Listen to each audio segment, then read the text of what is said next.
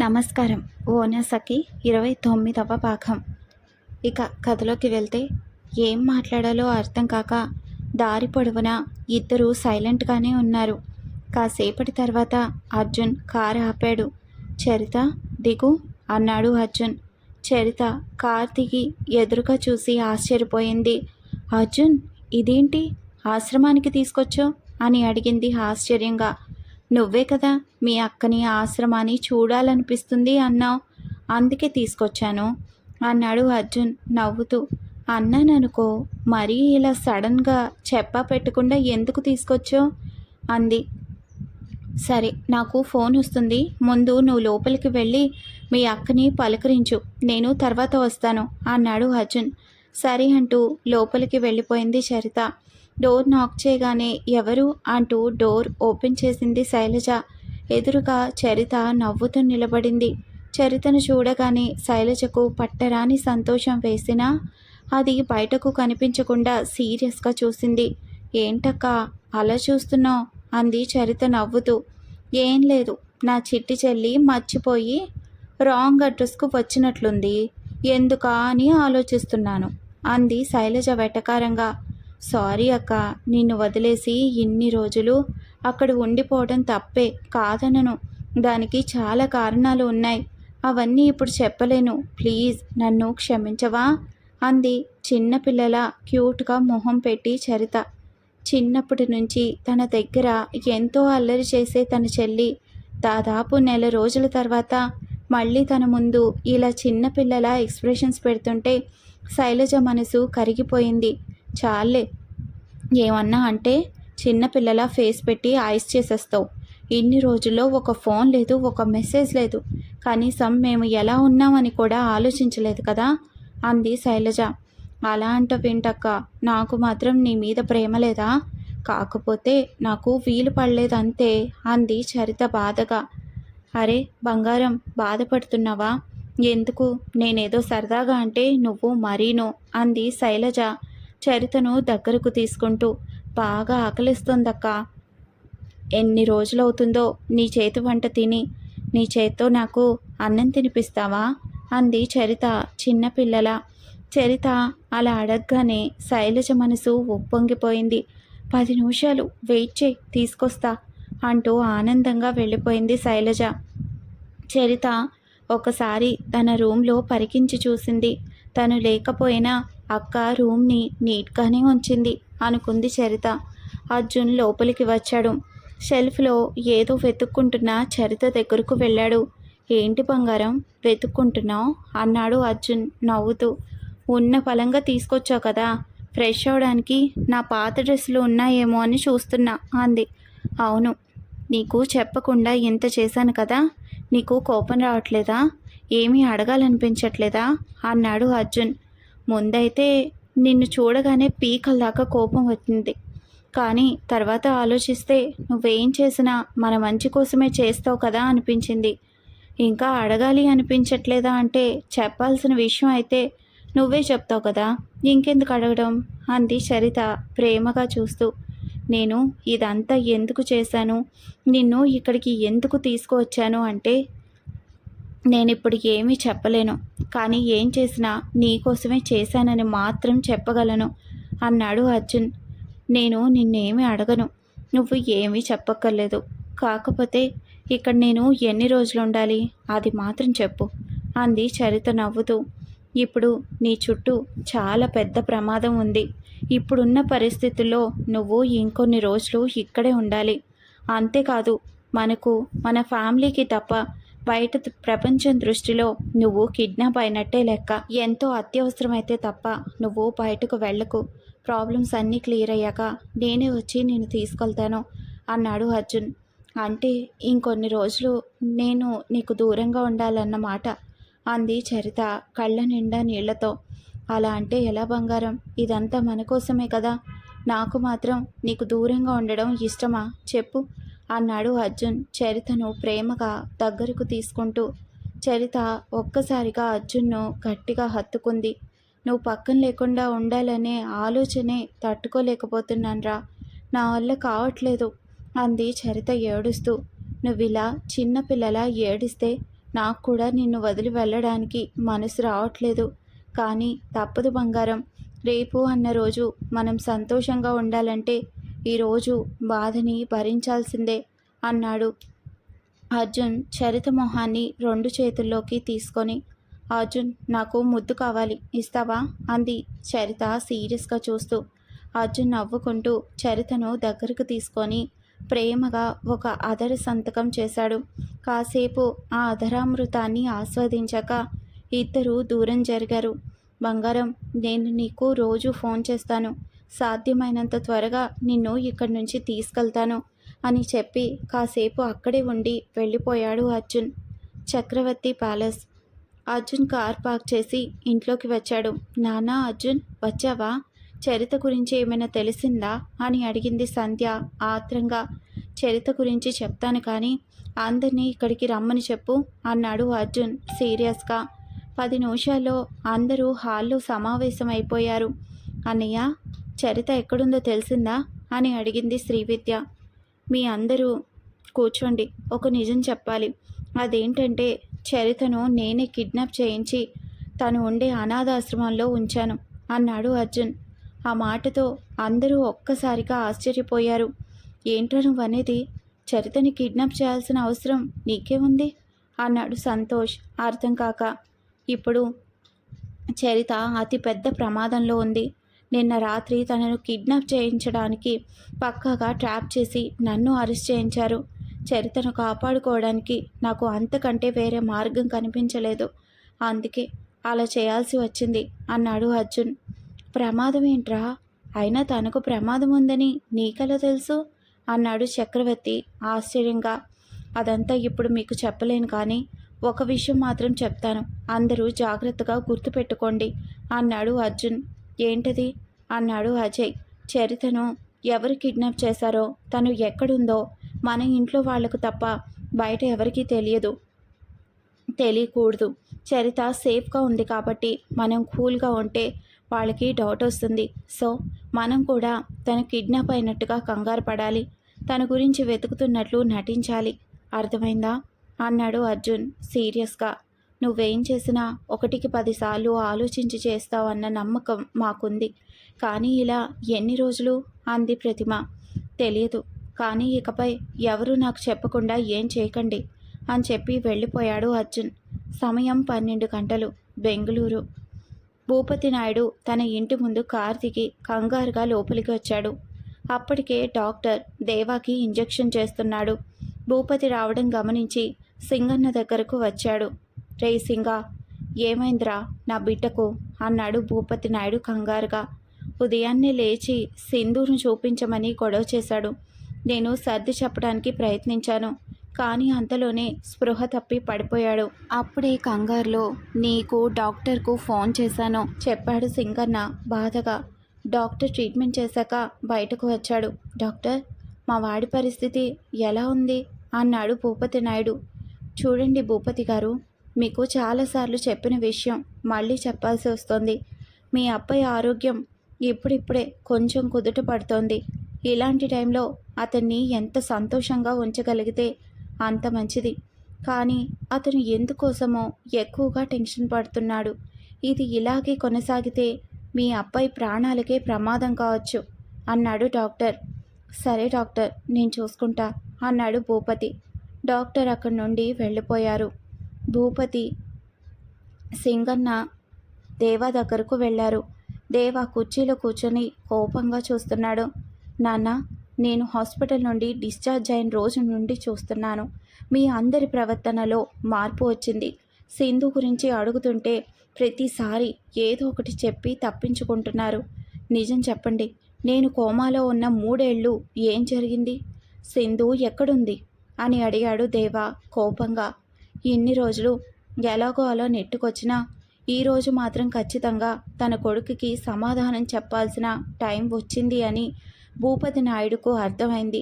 మెల్లగా ధైర్యం చేసి దేవా కోమాలోకి వెళ్ళిన దగ్గర నుండి ఇప్పటి వరకు జరిగినదంతా పూసగుచ్చినట్లు వివరించాడు భూపతి నాయుడు. అంతా విన్నాక దేవా లేచి నిల్చున్నాడు.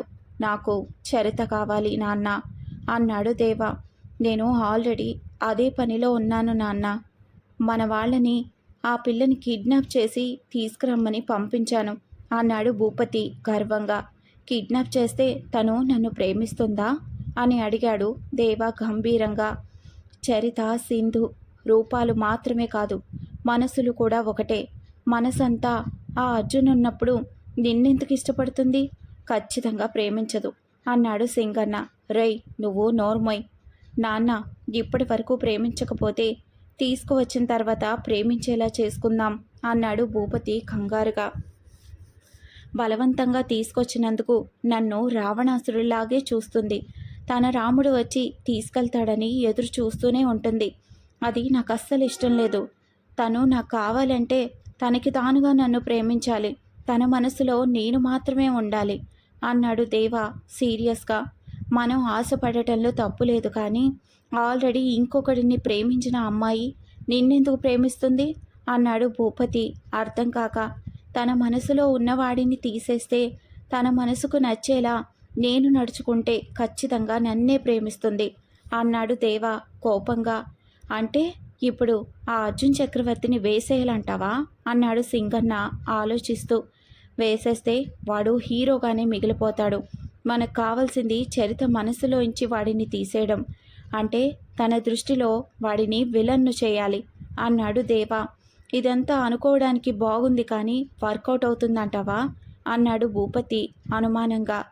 ఇదంతా అనుకున్నట్లుగా జరగాలంటే నేను హైదరాబాద్ వెళ్ళాలి. అక్కడి నుంచే ఆట మొదలు పెడతాను.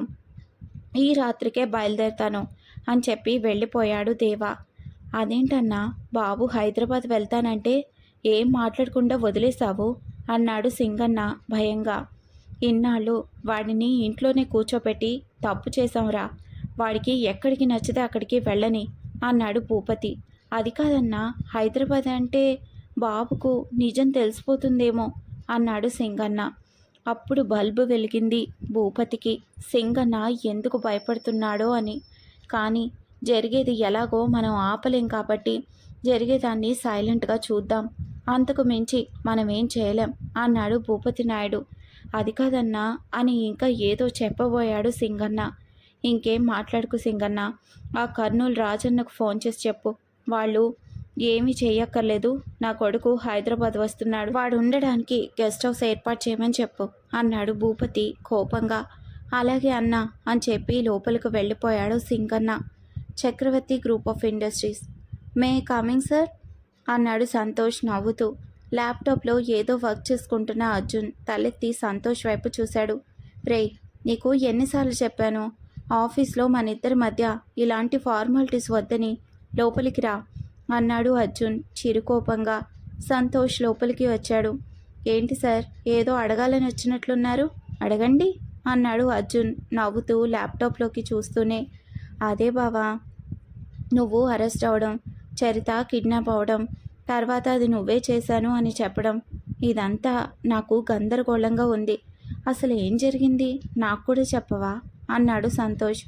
చూడు బావా, నా గతం చేసిన గాయాల వలన నేను ఒక మంచి పాఠం నేర్చుకున్నాను. అదేంటంటే నా మిత్రుల కంటే శత్రువుల గురించి ఎక్కువ ఆలోచిస్తున్నాను. ప్రమాదం ఏదైనా సరే నా వాళ్లను చేరేలోపే దాన్ని అంతం చేస్తున్నాను. అందరితో ఇలాంటి విషయాలు చెప్పి ఇంట్లో అందరి మనశ్శాంతిని దూరం చేయడం నాకు ఇష్టం లేదు. అందుకే ఎవరికి ఏమీ చెప్పలేదు. తప్పదు, చెప్పాలి అంటే నీకు చెప్తాను. కానీ ఒక్కటి మాత్రం నిజం, నేనుండగా మన కుటుంబానికి ఏ ఆపద రానివ్వను అన్నాడు అర్జున్ కాన్ఫిడెంట్గా. సరే బావా, నీకు ఎప్పుడు చెప్పాలి అనిపిస్తే అప్పుడే చెప్పు అన్నాడు సంతోష్ నవ్వుతూ. ఇది అడగడానికే వచ్చావా అన్నాడు అర్జున్. మాటల్లో పడి అసలు విషయం మర్చిపోయాను. బెంగళూరు నుండి సిద్ధార్థ్ వర్మ ఫోన్ చేశాడు. మన ప్రెజెంటేషన్ నచ్చి మనతో కొలాబరేట్ అయ్యి చేద్దామనుకున్న న్యూ ప్రాజెక్ట్ స్టార్ట్ చేస్తున్నారంట. నిన్ను ఒకసారి బెంగళూరు రమ్మన్నాడు అన్నాడు సంతోష్ నవ్వుతూ. బయట పరిస్థితులేమీ అంతగా బాగలేవు. ఇలాంటి టైంలో బెంగళూరు, అది చరితను ఒంటరిగా వదిలేసంటే ఎందుకో కరెక్ట్ కాదేమో అనిపిస్తుందిరా అన్నాడు అర్జున్ భయంగా. ఏంటి బావా, నువ్వు పర్సనల్ లైఫ్ గురించి భయపడి ప్రొఫెషనల్ లైఫ్ను పక్కన పెట్టేస్తావా? అయినా చరిత ఎక్కడుంది అన్న విషయం మనకు తప్ప ఎవరికి తెలీదు. ఇంకా భయం ఎందుకు అన్నాడు సంతోష్ నవ్వుతూ. ఆలోచించి చూస్తే అర్జున్కు కూడా సంతోష్ చెప్పింది కరెక్టే అనిపించింది. ఎలాగో చరిత సేఫ్ ప్లేస్లో ఉంది కాబట్టి తాను ధైర్యంగా బెంగళూరు వెళ్ళిపోవచ్చు అనుకున్నాడు. సరే బావా, నీ ఇష్టం అన్నాడు అర్జున్. సంతోష్ ఆనందంగా ఏర్పాట్లు చేయడానికి వెళ్ళిపోయాడు. ఉదయం 9 గంటలు. బేగంపేట్ ఎయిర్పోర్ట్లో ప్రకాష్, సుధీర్ దేవాను రిసీవ్ చేసుకోవడానికి ఎదురుచూస్తున్నారు. ఏంటన్నా ఇది? మనమేంటి, మన స్థాయి ఏంటి? ఇలా ఎవరికోసమో ఎదురు చూడాల్సిన అవసరం మనకేంటి అన్నాడు సుధీర్ కోపంగా. ఆవేశపడకురా, ఆ వచ్చేవాడు బెంగళూరులో పెద్ద కింగ్ అంట. లోకల్ తెలివితేటలతో మనం ఏమీ చేయలేకపోయాం కదా. చూద్దాం, వాడన్నా ఆ అర్జున్ గాడిని ఏమైనా చేయగలడేమో అన్నాడు ప్రకాష్ నవ్వుతూ. కాసేపటికి black colour suit with jeans, కళ్ళకున్న కళ్ళజోడు మెల్లగా తీస్తూ స్టైల్గా నడుస్తూ వచ్చాడు దేవా. ప్రకాష్ దేవాని చూడగానే స్టన్ అయిపోయాడు. ఒక్కసారిగా ఒళ్ళంతా చెమటలు పట్టేశాయి. ముఖ్యంగా అతని పెదవిపై ఉన్న పెద్ద పుట్టుమచ్చ, నుదిటిపై ఉన్న గాయం చూడగానే 27 ఏళ్ల క్రితం తను చేసిందంతా ఒక్కసారిగా గుర్తుకొచ్చింది. అంటే దేవా తనకు తెలియకుండానే తనకు కావలసిన మనుషులను వెతుక్కుంటూ వచ్చాడన్నమాట అనుకున్నాడు ప్రకాష్. ఇంతలో దేవా దగ్గరకు వచ్చాడు. తన వంక కన్నార్పకుండా చూస్తున్న ప్రకాష్ను చిటికేసి పిలిచాడు. ఆ బాబు, చెప్పండి అన్నాడు ప్రకాష్ కంగారుగా. ఏంటి, మనుషుల్ని చూడడం ఫస్ట్ టైం అయినట్లు అలా వింతగా చూస్తున్నావు అన్నాడు దేవా సీరియస్గా చూస్తూ. అలాంటిదేమీ లేదు సార్, మీకోసం గెస్ట్ హౌస్ కూడా రెడీ చేశాం, పదండి అన్నాడు సుధీర్ వినయంగా. దేవా కళ్ళజోడు పెట్టుకొని కార్ దగ్గరకు వెళ్ళిపోయాడు. అనా అంటూ కదిపాడు సుధీర్. ఏంట్రా అన్నాడు ప్రకాష్ అప్పటి వరకు ఏదో ఆలోచిస్తూ. ఏంటన్నా అలానే చూస్తున్నావు? నీకు ఆ దేవ ముందే తెలుసా అన్నాడు సుధీర్ అర్థం కాక. వాడు దేవా కాదురా అన్నాడు ప్రకాష్ భయంగా. ఏంటి, దేవా కాదా? ఇంకెవరు అన్నాడు సుధీర్ ఆశ్చర్యంగా. వాడి పేరు ప్రవీణ్ చక్రవర్తి అన్నాడు ప్రకాష్ సీరియస్గా వెళ్తున్న దేవా వైపు చూస్తూ. బేగంపేట ఎయిర్పోర్ట్. అంటే అతని పేరు దేవా కాదన్నమాట. ఇంతకీ అతను నీకెలా పరిచయం అని అడిగాడు సుధీర్. సుధీర్ అలా అడగగానే తాను ఏం చెప్తున్నాడో గుర్తుకొచ్చి కంగారు పడిపోయాడు ప్రకాష్. అతను దేవా కాదని నీకెవరు చెప్పారు? అతనే దేవా అన్నాడు ప్రకాష్ కంగారు దాచుకుంటూ.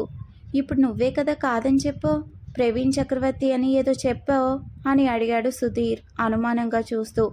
అదేమీ లేదులే, ఏదో టెన్షన్లో వాగేశాను, కానీ నువ్వు అతన్ని జాగ్రత్తగా గెస్ట్ హౌస్కి తీసుకెళ్ళు అన్నాడు ప్రకాష్. అదేంటి, నువ్వు రావట్లేదా అడిగాడు సుధీర్ ఆశ్చర్యంగా. నాకు వేరే పని ఉంది, మీరు పదండి, నేను తర్వాత వస్తాను అని చెప్పి క్యాబ్లో వెళ్ళిపోయాడు ప్రకాష్. పాపం ఆ అర్జున్ గురించి ఆలోచిస్తూ అన్న రోజు రోజుకి పిచ్చివాడిలా తయారైపోతున్నాడు. ఎవరిని చూసినా వాడిని చూసినట్లు ఉందనుకుంటా అని జాలిపడుతూ వెళ్ళిపోయాడు సుధీర్. ప్రకాష్ కారు దిగి కంగారుగా ఇంట్లోకి వెళ్ళిపోయాడు. తన రూమ్లో ఉన్న బీరువాలో వస్తువులన్నీ కింద పడేస్తూ కంగారుగా ఏదో వెతుకుతున్నాడు. అన్నయ్య కంగారుగా రావడం చూసి ఏమైందో అనుకొని కుంటుకుంటూ వచ్చాడు రాజేష్. ఏంటి, ఏదో వెతుకుతున్నట్లున్నావు అన్నాడు రాజేష్. దొరికింది అన్నాడు ఉత్సాహంగా ప్రకాష్. ఏంటది అన్నాడు అర్థం కాక రాజేష్. ప్రకాష్ తన చేతిలో ఉన్న లాకెట్ చూపించాడు. ఆ లాకెట్ను ఎక్కడో చూసినట్లు అనిపించింది రాజేష్కు.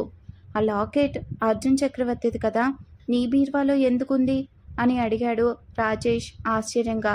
ఇది అర్జున్ చక్రవర్తిది కాదు, వాడి అన్న ప్రవీణ్ చక్రవర్తిది అన్నాడు ప్రకాష్ సీరియస్గా ఆ లాకెట్ని చూస్తూ. వాట్, ఆ అర్జున్ గాడికి అన్న ఉన్నాడా? అది కూడా మనకు తెలియకుండా అన్నాడు రాజేష్ ఆశ్చర్యపోతూ. మనకేంటి, వాడికి ఒక అన్న ఉన్నట్టు వాడికి కూడా తెలీదు అన్నాడు ప్రకాష్. ఏంటి, నువ్వేమంటున్నావు? నాకేం అర్థం కావట్లేదు అన్నాడు రాజేష్ కోపంగా. 27 ఏళ్ల క్రితం వాళ్ళ నాన్న మీద ఉన్న కోపంతో నేనే వాడిని వాళ్ళ కుటుంబం నుండి వేరు చేసి అమ్మేశాను అంటూ తను చేసిందంతా చెప్పాడు ప్రకాష్. అంటే 27 ఏళ్ల తర్వాత తన కుటుంబంతోనే కోరి కయ్యం పెట్టుకోవడానికి దేవా హైదరాబాద్లో అడుగుపెట్టాడన్నమాట అన్నాడు రాజేష్. మనం దేవా పక్కనే ఉండి వాళ్ళిద్దరి మధ్య వైరాన్ని వాడుకుంటూ ఈ హైదరాబాద్లో మన సామ్రాజ్యం స్థాపించాలి అన్నాడు ప్రకాష్ నవ్వుతూ. అంతా బాగుంది కానీ ఒకవేళ వాళ్లకు నిజం తెలిసిపోతే అప్పుడు వాళ్ళిద్దరూ ఒకటైపోతారు కదా. మనం ఆ అర్జున్ గాడి తెలివితేటలనే తట్టుకోలేకపోయాం. ఇప్పుడు వీడు కూడా వాడికి తోడైతే ఇంకా వాళ్ళ కుటుంబాన్ని ఆపలేం అన్నాడు రాజేష్ భయపడుతూ. వాళ్ళిద్దరూ అన్నదమ్ములన్న నిజం మనకు తప్ప ఎవరికీ తెలియదు. మనం ఎలాగో ఎవరికీ చెప్పేది లేదు. ఇంకెందుకు భయం, చూస్తూ ఉండు ఆట ఎలా ఆడతానో అనుకుంటూ వెళ్ళిపోయాడు ప్రకాష్. బెంగళూరు. సమయం సాయంత్రం 6. అప్పుడే ఫ్రెష్ అయ్యి రూమ్లోకి వచ్చాడు అర్జున్. తన ఫోన్ మోగటంతో లిఫ్ట్ చేశాడు. చెప్పు బంగారం అన్నాడు అర్జున్ నవ్వుతూ. ఏం చెప్పాలి, నా లవరు నువ్వు ధైర్యంగా ఉండు, నేను ఫోన్ చేస్తూ ఉంటాను అని చెప్పి వెళ్ళిపోయాడు. తీరా చూస్తే తిరిగి నేను ఫోన్ చేస్తే తప్ప తనకు నేను గుర్తు రాలేదు అంది చరిత చిరుకోపంగా. సారీ బంగారం, కొంచెం ఆఫీస్ వర్క్లో బిజీ అయిపోయాను. అయినా నువ్వు సేఫ్గా ఉన్నావు కదా, అందుకే కొంచెం ధైర్యంగా ఉన్నాను. లేకపోతే నీ గురించే ఆలోచించడం మానేస్తానా చెప్పు అన్నాడు అర్జున్ నవ్వుతూ. రేపు ఉదయం నేను రైల్వే స్టేషన్కి వెళ్తున్నాను, నువ్వు కూడా తోడుగా వస్తావా అంది చరిత. బయట పరిస్థితులు ఏం బాగాలేదు, ఈ టైంలో నువ్వు బయటకు వెళ్ళడం సేఫ్ కాదు. అయినా రైల్వే స్టేషన్కి ఎందుకు వెళ్ళడం అన్నాడు అర్జున్ కోపంగా. కోప్పడికండి సార్, రేపు నా ఫ్రెండ్ స్వాతి వస్తుంది, దాన్ని రిసీవ్ చేసుకోవాలి, అందుకే వెళ్తున్నాను. ఏం చేసినా చెప్పి చేయమన్నావు కదా, అందుకే చెప్పాను అంది చరిత నవ్వుతూ. నీకు హైదరాబాద్లో కాకుండా బయట కూడా ఫ్రెండ్స్ ఉన్నారా అన్నాడు అర్జున్. అది నా స్కూల్ మేటు, నా బెస్ట్ ఫ్రెండ్ కూడా ఏదో పని చేసుకొని ఇక్కడే బతకాలి అనుకుంటుంది. నేను వెళ్తాను, కాదనుకో ప్లీజ్, కావాలంటే నువ్వు కూడా నాతో రా అంది చరిత రిక్వెస్టింగ్గా. చెప్తే వినవు కదా, సరే ఆ అమ్మాయి ఫోటో నాకు పంపించు, నేను సంతోష్కు చెప్తాను రిసీవ్ చేసుకోమని అన్నాడు అర్జున్. తనని వెళ్ళొద్దు అన్నందుకు నిరాశపడినా ఎలాగో అలా స్వాతిని రిసీవ్ చేసుకోవడానికి అర్జున్ ఒప్పుకున్నాడు. అదే సంతోషం అనుకొని సరే అంది చరిత. Prakash Narayana guest house. దేవా సోఫాలో గంభీరంగా కూర్చున్నాడు.